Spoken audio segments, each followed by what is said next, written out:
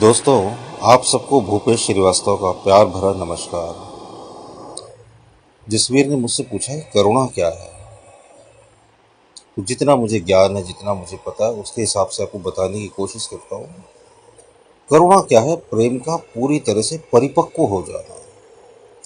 देखिए, हम बोलते हैं ना, जब आप प्रेम में होते हो तभी आप ध्यान में उतर सकते हो, जब आप ध्यान में उतरते हो तभी आप प्रेम कर सकते हो। दोनों एक दूसरे के पूरक हैं। लेकिन जब ये ध्यान भी पक जाता है, प्रेम भी पक जाता है, तब फिर करुणा का जन्म होता है। पकने का अर्थ ऐसा ही है कि जैसे पानी को आप उबालो, बॉईल करते हो, तो क्या होता है, पानी अपनी ठंडक छोड़कर गर्म होने लगता है, उसका ट्रांसफॉर्मेशन होने लगता है, रूपांतरण होने लगता है। जब वो गर्म होता है तो उसके आसपास भी गर्मी पैदा होने लगती है। वो प्रेम है, ध्यान से उपजा हुआ प्रेम, या फिर प्रेम से उपजा हुआ ध्यान, दोनों बातें एक ही हैं। और फिर जब पानी बहुत ज़्यादा बॉयल हो जाता है, बहुत ज़्यादा बॉयल हो जाता है, 100 डिग्री टेम्परेचर के ऊपर चला जाता है, तो फिर पानी ट्रांसफॉर्म होने लगता है वेपर में, भाप में।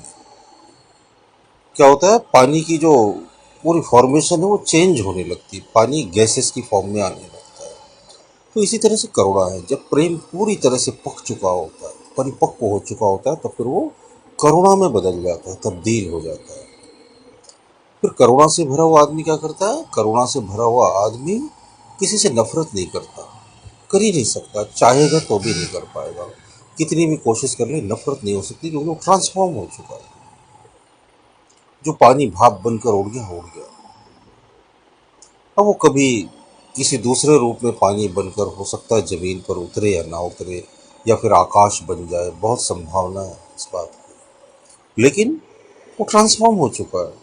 तो इसी तरह से करुणा से भरा हुआ व्यक्ति किसी से नफरत नहीं कर सकता। करुणा से भरा हुआ व्यक्ति के अंदर से प्रेम बहता है, दूर दिशाओं तक उसके प्रेम की सुगंध फैलती है। जो लोग करुणा से भर चुके थे, जैसे बुद्ध, नानक, ओशो, या और भी दिव्य संत, जिन्होंने करुणा तक की यात्रा पूरी कर ली थी, तो उनकी सुगंध, उनकी महक आज तक हम महसूस करते हैं, उनकी बातों में, उनके उपदेशों में, उनके शब्दों में।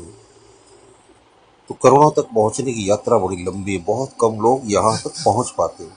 लेकिन लगातार प्रयास करें तो जरूर पहुंच सकते हैं। कुछ मुश्किल भी नहीं, नामुमकिन भी नहीं है, और करुणा तक पहुंचना ही चाहिए। ये समाधि की उच्चतम अवस्था है, समाधि के बाद की अवस्था है। जब कोई करुणा से भर जाता है तो फिर क्या होता है, उस आप ऐसा समझो कि उसकी ध्यान की यात्रा पूरी हो गई। लेकिन करुणा की यात्रा भी धीरे धीरे चलती रहती है। जैसे जैसे आप ध्यान से ज़्यादा भरते जाओगे, वैसे वैसे आप ज़्यादा प्रेम से भरते जाओगे, वैसे वैसे थोड़ी करुणा भी आपके अंदर जन्मती जाएगी, पैदा होती जाएगी। उस करुणा की महक आपके शब्दों से मिलेगी, आपकी बातों से मिलेगी, आपके विचारों से मिलेगी, आपके चलने फिरने से मिलेगी। आपके हर कृत्य में उस करुणा के दर्शन होंगे। तो करुणा ध्यान का अंतिम सोपान है। उसके बाद फिर और यात्रा की जरूरत नहीं। और करुणा से भरा व्यक्ति, उसके आसपास जो व्यक्ति रहते हैं करुणा से भरे हुए व्यक्ति के, वो अपने आप ही प्रेम में और ध्यान में डूबने लगते हैं। जब कोई करुणा से भरा व्यक्ति आपके आसपास आएगा, तो आप उसके प्रेम में डूबे बिना रह नहीं सकते। उसका प्रभाव आपको पकड़ेगा जरूर, उसके शब्द आपको खींचेंगे जरूर। लेकिन उसके लिए आपके अंदर भी थोड़ी बहुत संभावना होनी चाहिए। क्योंकि बुद्ध के समय में बुद्ध के भी तमाम विरोधी थे, जो उनके ऊपर पत्थर फेंकते थे, थूकते थे, उनको मारते थे। नानक को भी बहुत सताया और लोगों ने। ओशो को भी सुनकर कई लोग उनके विरोध में आ जाते थे और उनके खिलाफ बड़े बड़े षड्यंत्र रचे। तो सिद्ध पुरुषों को, बुद्ध पुरुषों के खिलाफ भी बहुत सारी विरोधी हरकतें करी गई।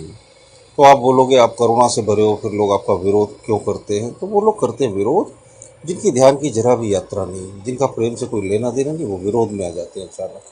ये विश्वास ही नहीं कर सकते कोई व्यक्ति किसी को बिना किसी वजह के प्रेम कर सकता, कैसे करे विश्वास? क्योंकि जब वो नहीं करते तो दूसरा कैसे कर सकता है?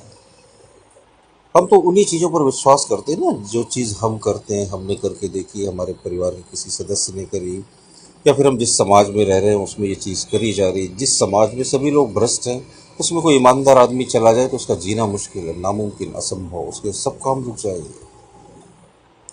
तो हम सब उन्हीं चीज़ों पर विश्वास करते हैं जिस दिशा में हमारी यात्रा हो रही है। तो जो ध्यान से भरे लोग हैं, प्रेम से भरे लोग हैं, जिनकी यात्रा इस दिशा में चल रही है, वो करुणा के लेने के पात्र बन जाते हैं। और जो अयोग्य हैं वो कैसे ले पाएंगे?